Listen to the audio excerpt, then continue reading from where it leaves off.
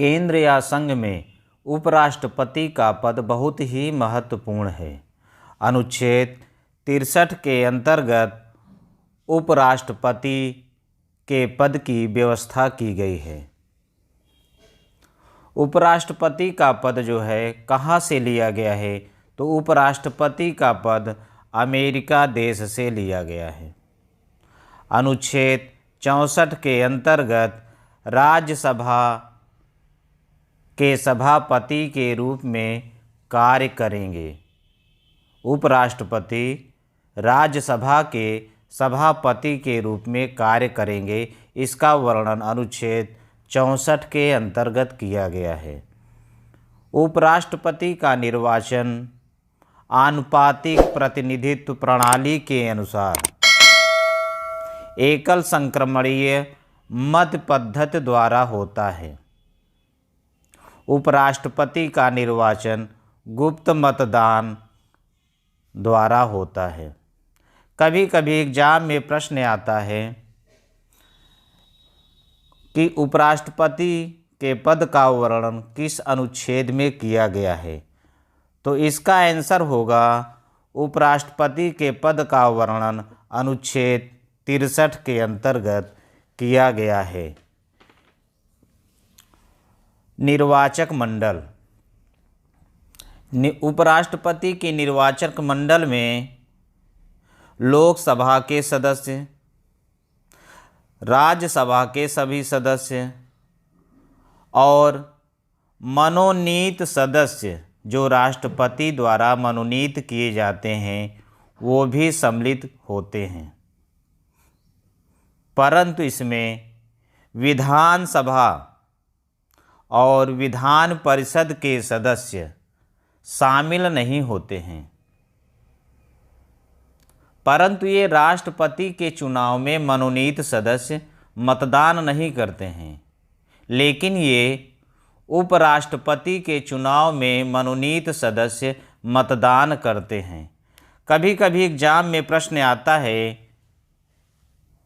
कि किसके चुनाव में मनोनीत सदस्य भाग लेते हैं, तो इसका आंसर होगा उपराष्ट्रपति के चुनाव में मनोनीत सदस्य भाग लेते हैं। निर्वाचक मंडल के बाद उपराष्ट्रपति बनने के लिए निम्नलिखित योग्यताएं होनी चाहिए। प्रथम, वह भारत का नागरिक हो, 35 वर्ष की आयु पूरी कर चुका हो। यदि 35 वर्ष से एक भी दिन कम है तो वे उपराष्ट्रपति का चुनाव नहीं लड़ सकते हैं। तीसरा, राज्यसभा का सदस्य चुने जाने योग्य हों।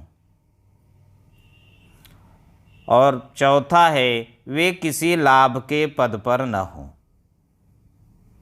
राष्ट्रपति का सदस्य बनने के लिए 50 प्रस्तावक और 50 अनुमोदक होने चाहिए, परंतु उपराष्ट्रपति के लिए 20 प्रस्तावक प्लस 20 अनुमोदक होने चाहिए। ये निर्वाचक मंडल के सदस्य होने चाहिए। कार्यकाल। उपराष्ट्रपति का कार्यकाल 5 वर्ष का होता है, परंतु वे स्वेच्छा से 5 वर्ष के पूर्व भी त्याग पत्र दे सकते हैं। और ये त्याग पत्र किसको देते हैं? राष्ट्रपति को देते हैं।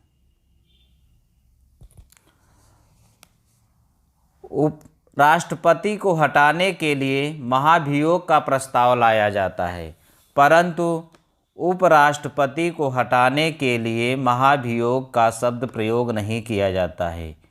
इनके लिए प्रस्ताव राज्यसभा में लाया जाता है। राज्यसभा में कुल बहुमत द्वारा पेश किए गए प्रस्ताव से जिसे लोकसभा भी स्वीकार कर ले,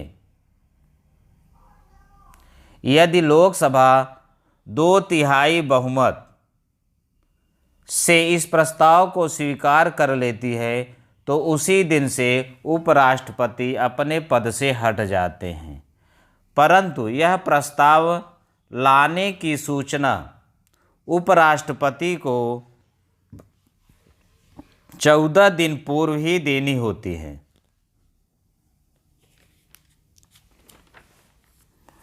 उसके बाद है शपथ।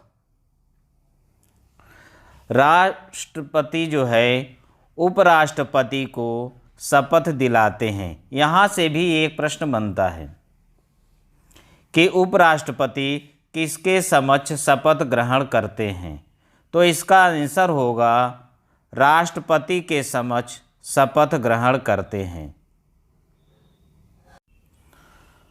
उपराष्ट्रपति के निर्वाचन, योग्यताएं, शपथ और कार्यकाल का अध्ययन करने के बाद अब हम उपराष्ट्रपति के कार्य के बारे में अध्ययन करेंगे।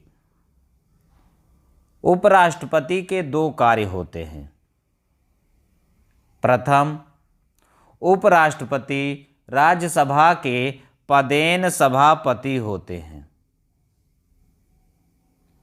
दूसरा, यदि कभी राष्ट्रपति रोगग्रस्त अथवा अनुपस्थिति के कारण अस्थायी रूप से अपने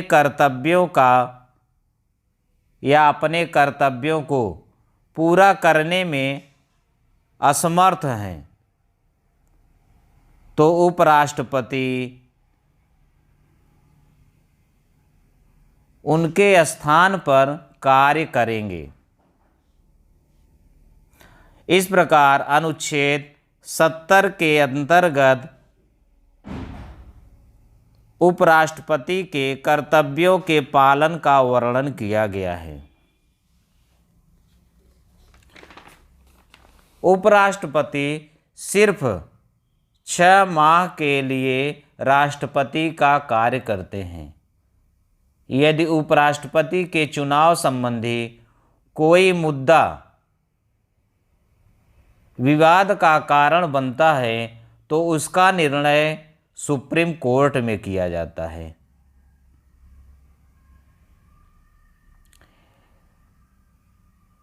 उपराष्ट्रपति का